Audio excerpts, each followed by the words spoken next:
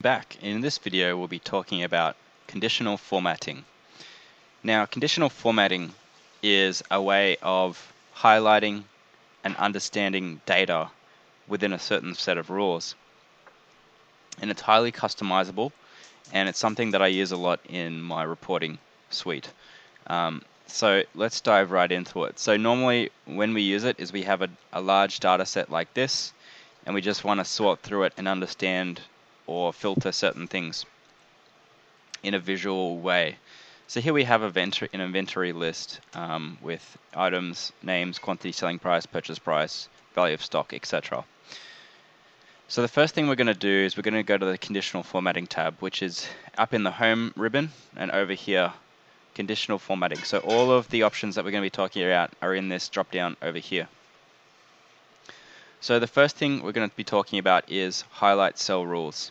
Now, there's a number of default rules that we can use, which Excel allows us to quickly select, but we can also do our own custom rules down the bottom by saying more rules and insert our own formula.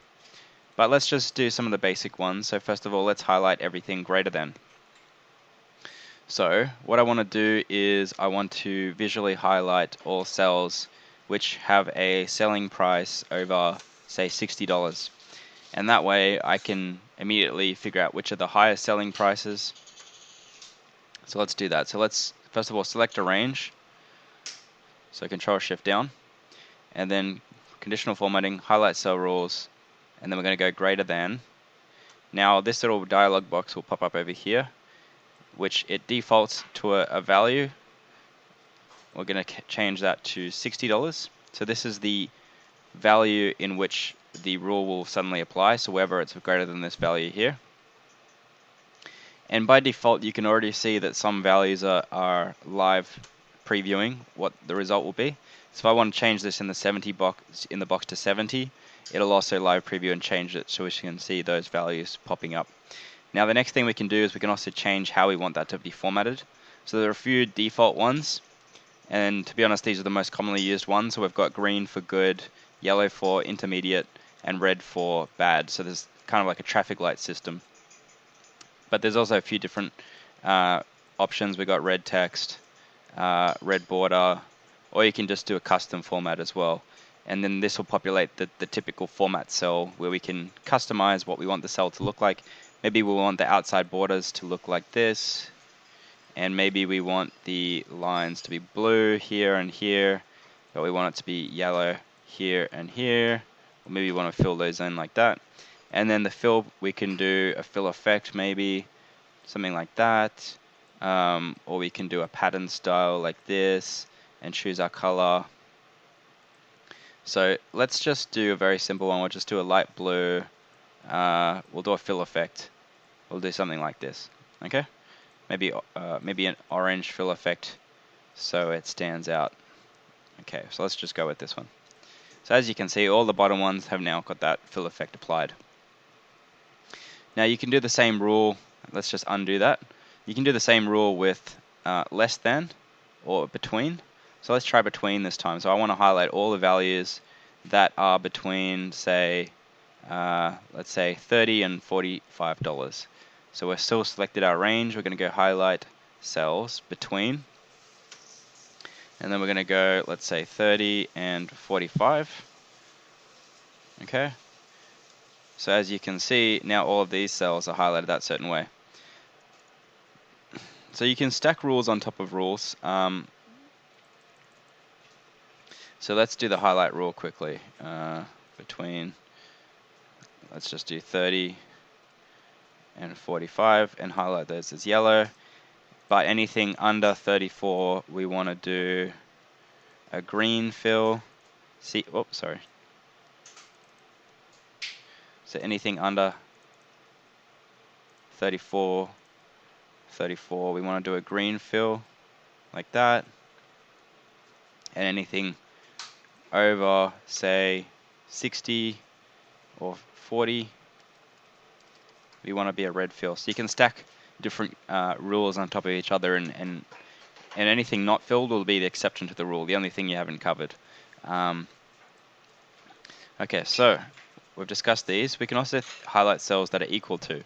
So let's just say we want to highlight all cells that have a purchase price of $7.20. So we can select our range over here. We can go equals to $7.20. And this time we're going to do a custom format. We're going to fill this as a light blue. Okay, there we have it, all of those highlighted. So next we're going to highlight text, because we can do text rules as well as number rules. So let's just say all of our product codes, if it has the letter X in it, it's a X compatible software or inventory. So to quickly highlight that, because that's a little bit harder to filter, because it ends with the letter X. So what we can do is we can just do a conditional format. So let me just show you, if I wanted to filter all of these ones that end in an X, let me just put a filter on and I'll show you what I mean. It's a little bit harder to do it. We can go A to Z or Z to A, but that's the beginning letter. We can't sort or filter by the ending letter. So what we can do is we can select our range. We can go conditional format, highlight cells rule, text that contains, and the letter X. Now, no matter where it is in the word, it's going to highlight it. So another option we could do is U, and it's going to highlight all of these ones, or we could do B, and it's going to highlight all of these ones, plus these ones down the bottom. So I'm going to do X, I'm going to highlight it as red. Now, to solve that problem we had before about actually filtering those values, see how I've still got the filter on. What we can do now is, because conditional formatting has actually applied a format to those particular cells, we can now use this option in the filter, which is sort by color. So we can sort by this color here, which is the one we filtered. So now all of the X ones with X in it can be sorted at the top. And we can also do that with our other column over here. We can sort, or we can even filter it by it as well, and only show those ones. So now we can see the overlap between the ones that have the lower than $30 selling price and have the letter X in it as well. So it's a good way of filtering that data. But we can also work with dates as well. So fortunately we've got some dates in this column G over here, so I'm just going to clear the filter so we can see all the data. So what I want to do is I want to show all dates that have occurred before this date over here. So 14th of the 10th, 2015. So let me just do a quick check. Okay, it looks like everything is before that date. So I'm going to select the range as we did before, and we're going to go conditional formatting, highlight cells, a date occurring. Now you can do a few defaults. You can do yesterday, today, tomorrow, last 7 days, and this is based on the current date that you're running the report. So let's just quickly change this today so we can see that. That's how it's going to work. So because this data set's quite old, it's not going to show up if we do that. But let's just give an example. If we just change this to today, and then this one -1, and then drag that down, what's going to happen now is if we use that conditional formatting to show a date occurring yesterday, so now it's going to show you this one, or we can do a date occurring today, it's going to show that date there, or tomorrow, we don't have any dates in there, the last 7 days, so it's going to highlight all of those. Last week, so it's going to highlight these ones. This week, it's going to highlight all of the 7 ones. Next week, we don't have any of those. Last month, I don't think we have any of those. This month, next month, etc. So it's a good way of filtering any values which have recently occurred in there as well. Now, if you want to do anything more sophisticated, you can always go back to this more rules and type in your custom formula. Hidden features, if you actually select a range and go to more rules.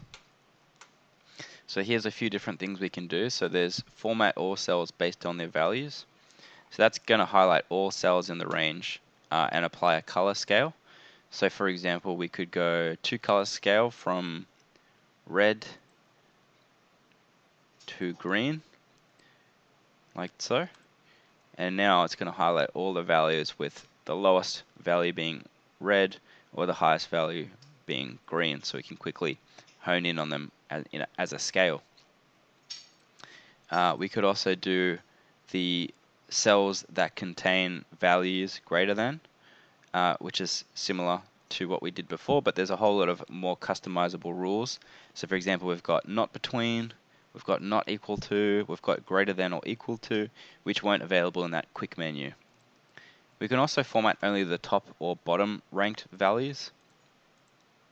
So if we undo that formatting by pressing Ctrl Z, let's select the range again, and this time we're going to go more rules, select only the top or bottom ranked values. So let's say I want to rank the top 5 values, and then we have to do our custom format over here. So I'm going to do a bright color so they stand out. So there's yellow, and here we go. So there's the bottom ones. That's the top 5 yellow ones. And then for the top bottom ones, I'm going to do the same thing, but this time I'm going to choose bottom, and show bottom 5, and then rank this as a reddish color so they stand out as well. And then press OK. And there we have the bottom 5 values. Let's try that again. Something went wrong, so let's select all the range, conditional formatting, highlight rules, more rules, only the top or bottom. So this time we'll go bottom, and we'll go bottom 5, format this as red, and go OK. There we go. And there's our bottom ranges popping up. Okay, so let's have a look at the next rule, which is going to be only values that are above or below average. So we can go above, below, equal, above, or deviations above or below as well. So we can figure out what's our above average prices in here by doing this. Anything that's above average I'm going to put as a red, and then we can format those, and those are our above average prices over here. Okay, and then the last thing I'm going to touch on is just using a custom formula. Put in more complicated formulas in here, or customize it to however you want. It really depends on the situation that you need to format. So just type in your formula there, format it as you want, click OK, and then you should be good to go. Okay, the next thing I want to teach you is where we've got duplicate data in here and we want to actually filter them out.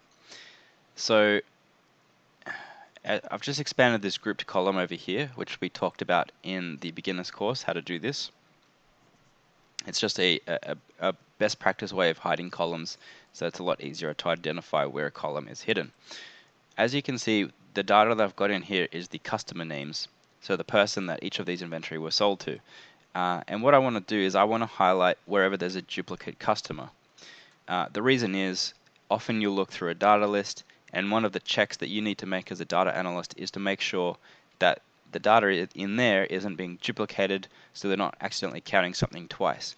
Now there's a few ways you could do it. One of them is a visual way, just to make sure that there's nothing standing out red. And how I would do this is I'd select this list, I would go Home, Conditional Format, Highlight Rules, and Duplicate Values over here. So as you can see, a lot of these values are duplicates. So let's press Enter. This is a good way of doing a visual check on your data set. So right now I can know that, I probably need to go through and sort through this list. And because I've got to these duplicate values, what I can do now is either delete out the duplicates, like so, and all of a sudden, wherever there's an instance, see I just deleted XYZ Corp, which was red before, but if I delete this, all of a sudden it's not formatted anymore, which means I've covered all of the duplicate values. So that's one way of doing it, is you can just delete all the values. Another way is you can select the data set, copy it, paste it over here somewhere. I'm going to paste it as values, and then I'm going to go Data, Remove Duplicates, which we talked about in the beginner's Excel course, and then press OK. And now we have the unique list of values of all of our custom base. So we can just double check that just to make sure. We can go Home, Conditional Formatting, Duplicate Values, and as you can see there's no red values popping up. And from there on I can do, say, a SUMIF of the selling price and the customer price. We can just do a quick SUMIF formula, which we talked about in the beginner's course as well. If you need help with that formula and other key formulas, it's simply select the sum range.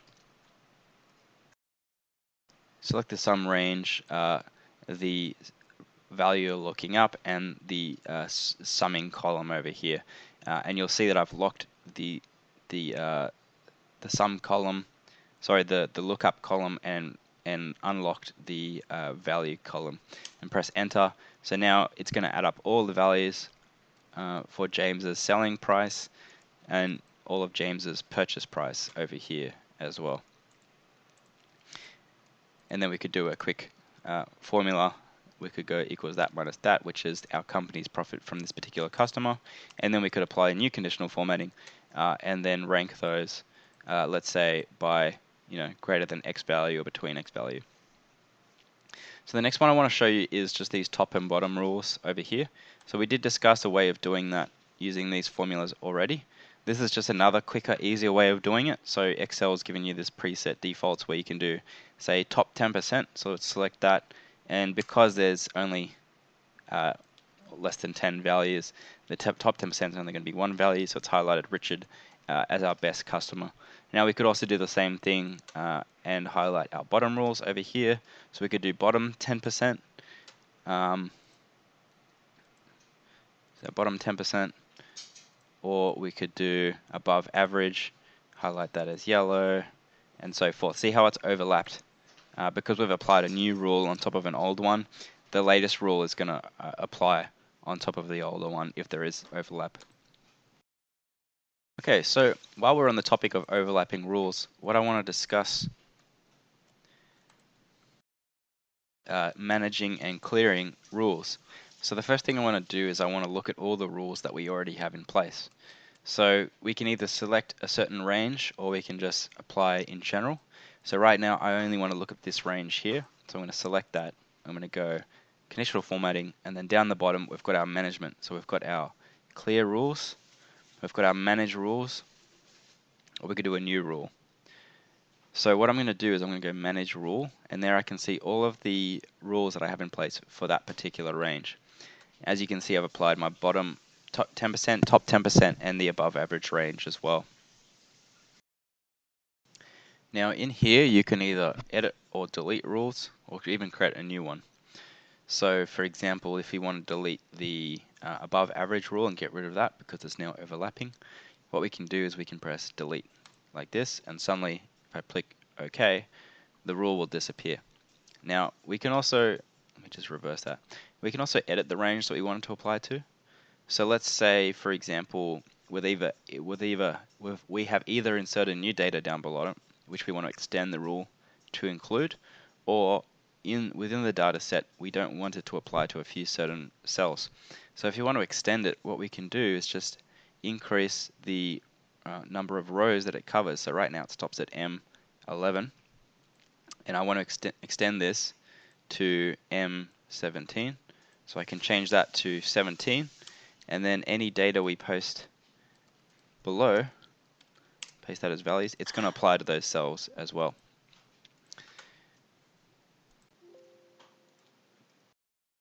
The next thing I want to show you is just clearing rules. So the thing about conditional formatting is they actually take up a lot of computer memory if you have it everywhere in your large Excel workbook.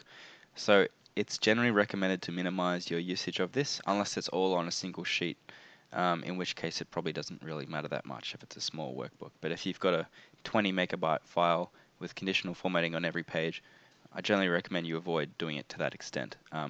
But if you do want to speed up your workbook a little bit, you could clear all your conditional formatting. So you could either clear it from a particular range, so I've selected that, and I'm going to go clear cells from selected cells, and that means it's only going to remove it from this range here. Or alternatively, what I could do is I could clear it from the entire sheet, and that's going to get rid of everything on here. So let's do that now, and as you can see, everything is now disappeared. The thing I'm going to show you is data bars and color scales. And I love using this on workbooks because it makes it a really easy way to read numbers and figures for people who are more visual readers rather than number people. Even for myself, it allows me to just very quickly zone in on something where the greatest numbers are or the smallest numbers or the problem areas are. I think normally our eyes can, humans are very visual people to begin with. So if you can do that, it makes your workbooks much more engaging. So a similar way to apply this is you select your data range. In this case, I'm going to choose the total value of stock. I'm going to go conditional formatting, and then I'm going to go data bars. And here it gives you a few different options. Okay, so you can just choose a particular color or a solid fill, depending on how you would like to represent it. In this case, I'm going to choose the green one because green means good, and the more value we have here, I want to represent as a good thing. Okay, and then if you filter this from largest to smallest, you'll see quite an engaging story. You can visually see how much bigger the top 5 items are than the next, and how that compares to the rest of it as well. I also want to show you what this would look like if some of these figures are negative as well. So let's do that negative like this and drag that down, and then sort this largest to smallest. So as you can see, the data bars are dynamic, which means that the green values are represented as probably positive colors are represented as one color, and negative values are represented as another color. But it tells a very engaging story, just like a chart, but it also gives you the numbers there as well, so it makes it really easy to read. Now, just like we did before, we can choose a few different options like that. So we could do all red, so it's red up and red down. We could do blue as positive but red as negative, yellow as positive, and so forth. Or we can just do solid fills as well, but you'll notice that in each instance the negative values are all red. So what if we don't want to show it as green for positive and red for negative? We can actually customize those as well. And that can be particularly important if, some of your numbers are hard to read. For example, you might have a green font on here, or for whatever reason, and it's hard to read these values. You can customize what colors you want in here. So if we just select that, and we've applied a certain rule already, say this green one, we can then go and edit that rule. We can go more rules, and we can customize a few different options here. So we can customize what color we want the fill to be, and the border. So we can go no border and do like that, and then now it's going to change that. And we can also change the negative axis down here by going more rules, negative axis, and you can change that, say, to a yellow color, and then like that, and then you can do a custom however you like to fit your company colors or what you prefer to visualize. Now let's just clear that, and we can do this something similar to data bars, which is apply a color scale. This is another great way of telling a story with a data set. So let's just clear those rules from the selected cells and then apply color scales. So as you can see in the live preview, there's a few different options. You can do all the highest numbers ones is green, and it's a 3 color scale: green, yellow, red. So the moderate colors are yellow and the worst ones are red. Or we could do green, red, yellow, green, which is basically the opposite. So the highest values are red. You can just do a 2 color scale between red and white, or you could do it from green and white. So let's just choose this one here. So as we can see, the largest values are going to be represented as the darkest greens, and anything which aren't so favorable are just going to be white. So it kind of blends in, looks nice to the workbook, but very customizable. You can do it however you like. You can also manage it, so you can do custom colors as we did before. So we just go more rules, and you'll notice that it brings us back to this formatting page, which we could also access by going through here and doing the custom ones over here. Okay, so that's color scales.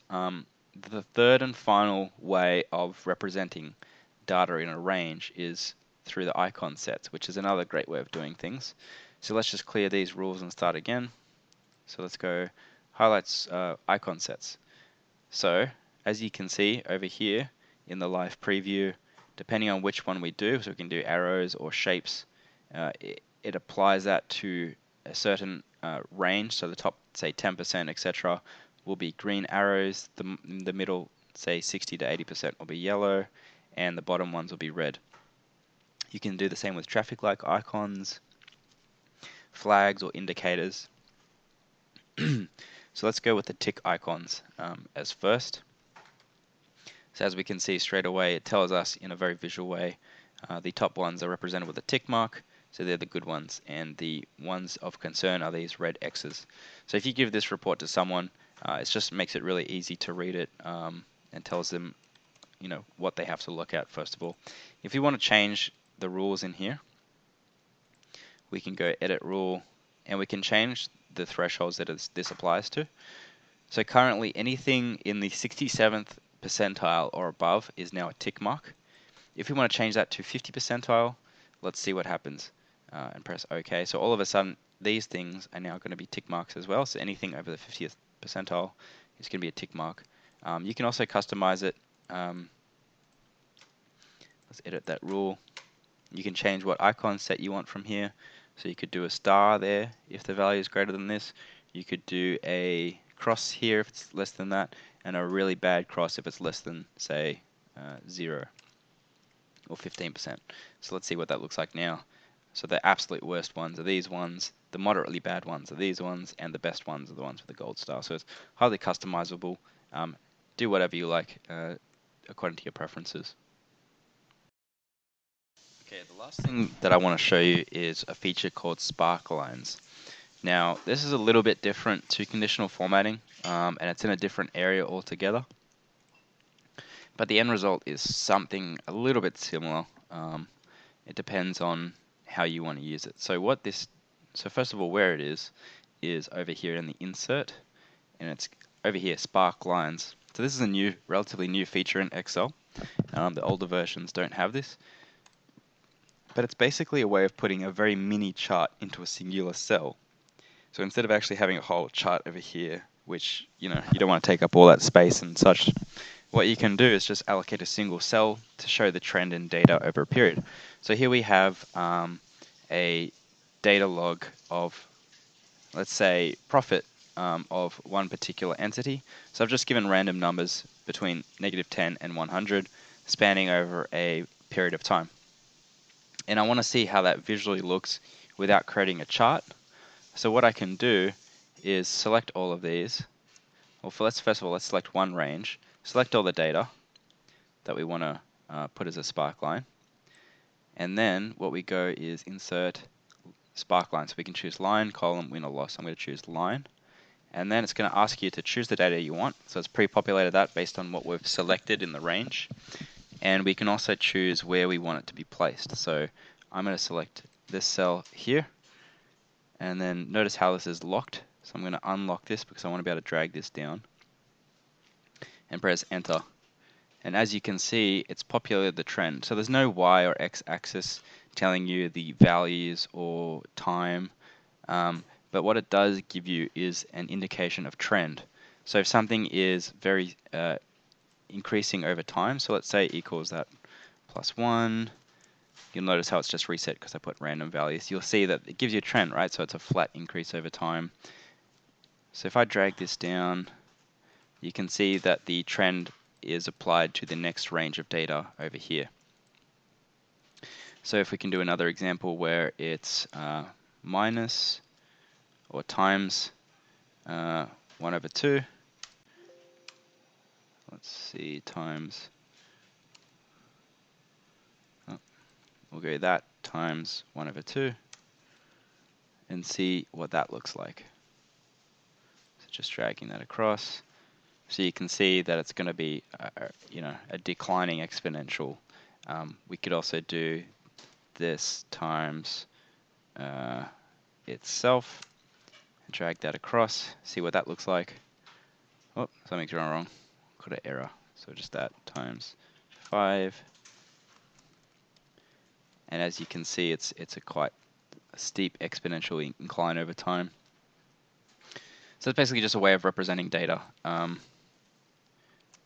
in a different way over time. So another option we could do is, instead of the sparklines, maybe we want to do a column. So instead we're going to choose the data range here. And as you can see, now we've got a column chart over here. You'll notice that when I drag it down, it changes as well. Or alternatively, we could do the last option, which is a win and loss. select a data range here. So as you can see, the negative values are represented as a red and the positive values are represented as a blue value. Thing for this chapter in representing a data series in a visual format using either conditional formatting, which we use a lot, or Sparklines, which I don't use as much, but some people like it, so it's up to them. But really powerful tools. I hope you've learned a lot. And in the next lesson, we will be talking about working with a worksheet.